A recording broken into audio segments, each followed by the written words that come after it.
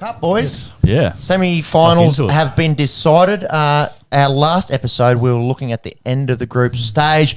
There was a sniff for India, just a small sniff. They needed a lot to go their way, and nothing went their way. New Zealand beat Afghanistan. Thumped 'em.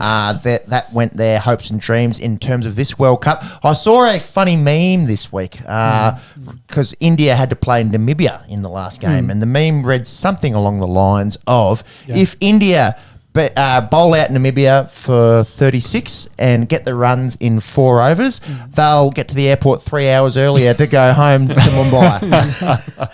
That's cold. Yeah, pretty funny. Pretty funny. that is funny. Thoughts and prayers to our Indian fans.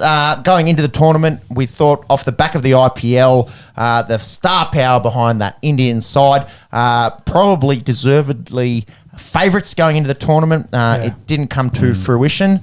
They go home.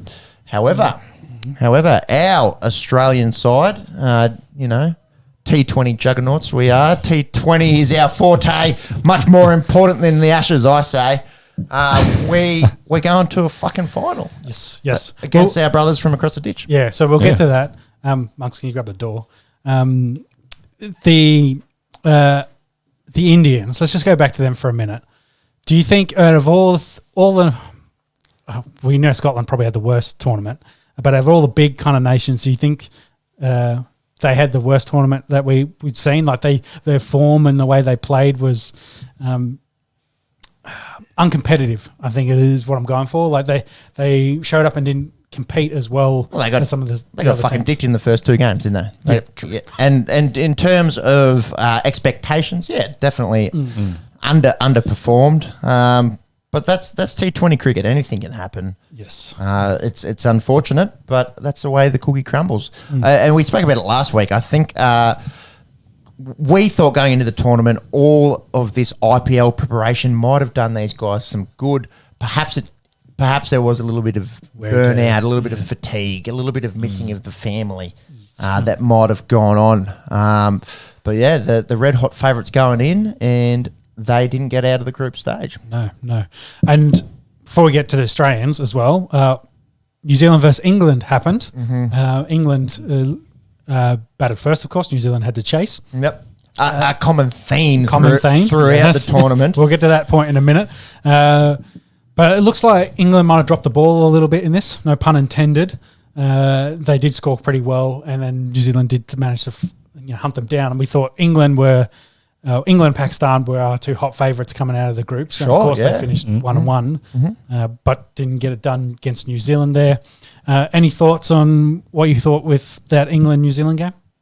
I thought 166 was pretty par score. Yeah, from what we're seeing, yeah. The tournament that Joss Butler has had, for them to just keep him back to 29, I think was very well done by the Kiwi bowlers. Tim Southee was unreal. But shout out to young Daryl Mitchell. We spoke about him last week. He's put together a few runs. This was obviously his biggest outing with 72, not at the top of the order there for the Black Caps. Devon Conway, who Monks just shouted out, breaking his hand unfortunately, but had a handy 46 in getting them home. England, it seems to be a common theme, whether it's soccer, whether it's cricket. It's never coming home. It's never coming home. Obviously, in the group stage, red hot. Dropped that last game against South Africa. Dead rubber, didn't matter. They were going to finish on top. We were singing their praises last week. Absolutely dismantled our Aussie side in the group stage. Alas, it was the group stage, and it doesn't really matter.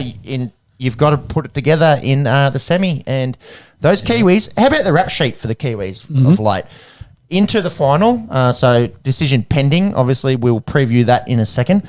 But 2021 World Test champions. Yep. 2019 ODI World Cup finalists. Robbed, if you ask me. I don't know how you can win a World Cup on the amount of 4s that you hit in a tied final.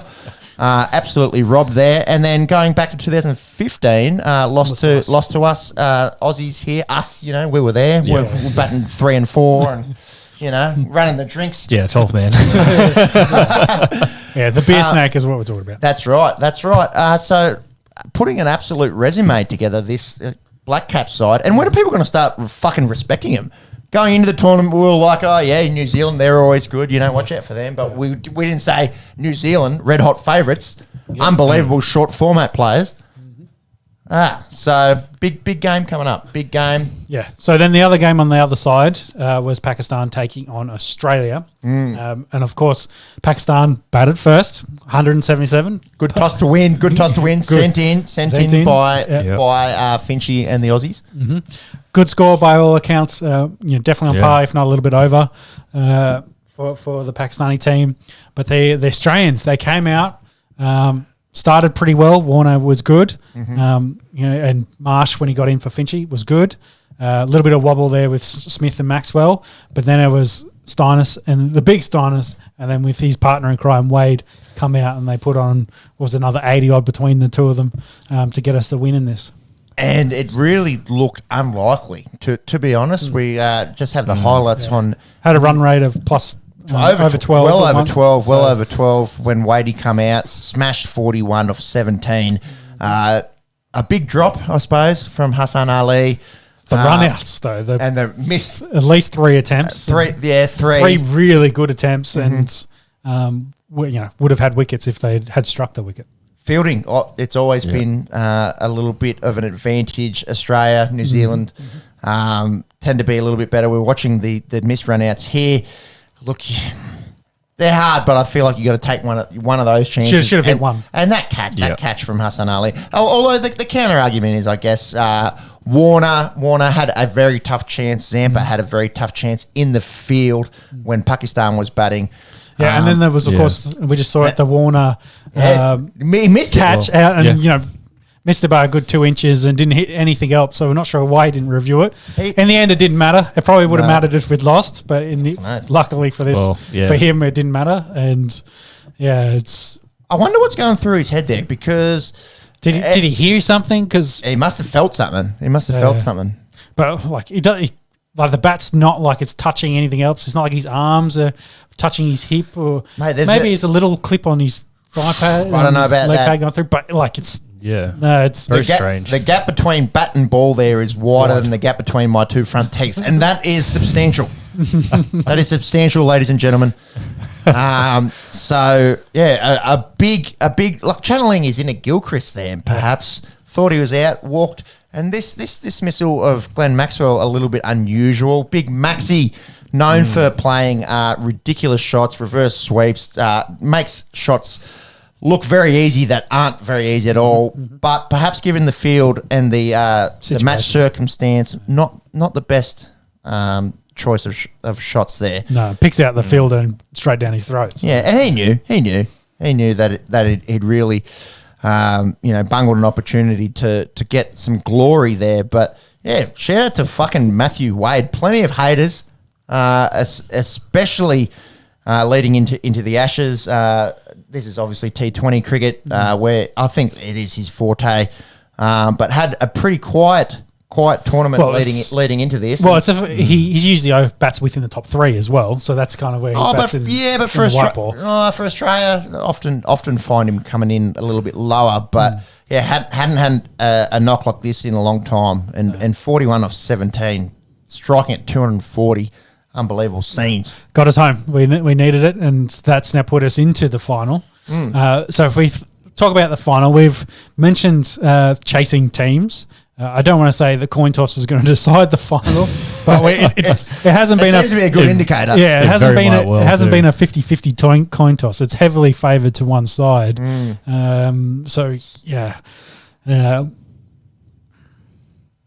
I don't know. Both teams have proved they can chase. Both teams have scored runs. Of course, Conway being out for New Zealand is a big one for them. How do you see this final going down? I also think it's interesting. We are in the Emirates, and we've got 2 Southern Hemisphere teams playing here. So I'm not sure what the turnout's going to be like. Can't imagine there's too many expats getting around. However, they love their cricket. So. It's a World Cup final. I still think they'll get a decent in-house attendance for this one. Yeah, look, we don't want to put too much emphasis on the coin toss. does seem. We hope not. Yeah, in this tournament, it's very unusual. We can't really work out what it is. Is it these decks, they just start out a little bit slow and then they firm up. But for whatever reason, in the Emirates, it seems like the chasing team has got the advantage in a big way. Look, both these sides can hit a ball. Both these sides have got quality bowlers. Is there a difference maker? We spoke about that man Glenn Maxwell before. Hasn't had the tournament that we expected, given his IPL form. I was expecting some big things from the man they call the Big Show. I think he could be a deciding factor if he goes out and hits the ball the way that we know he can, and maybe has a little bit more consideration in some of that shot selection.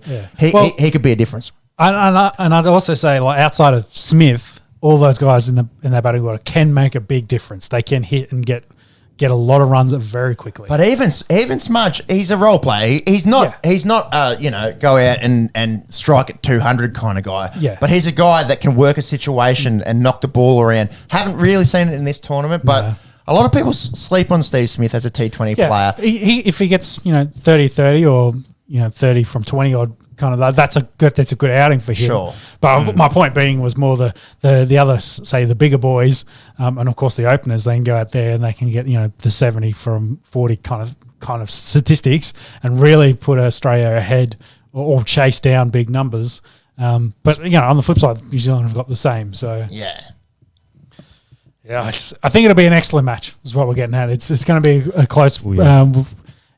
Australia maybe not the best team coming into this as we thought, but having ranked that 7th, I believe. Yeah, having that star power come back in from the guys that hadn't played in the recent tours has definitely added to them. So maybe it brings it back to more par.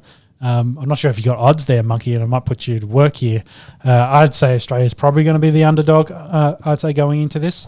I think it'll be very close. Very close. Yeah.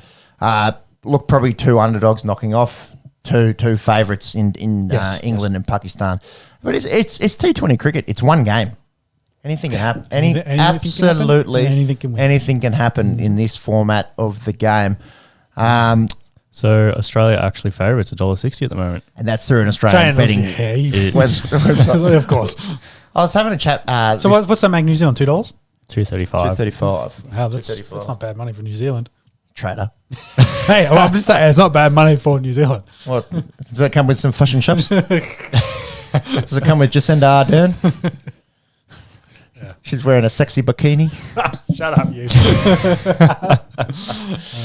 Anyways, we're looking forward to it. It's late Sunday night, early Monday morning. Monday morning for us. Take it off.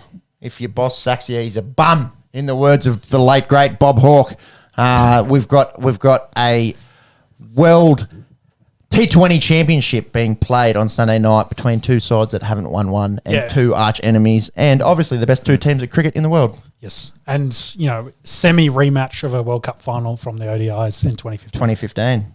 And suck shit England and India for not being there. The absolute punces. Just kidding. You're probably, deservedly should be there, but maybe show up in big games. Up to you. Ooh. Shots fired. That'll wrap us up for the T20 World Cup. Yeah,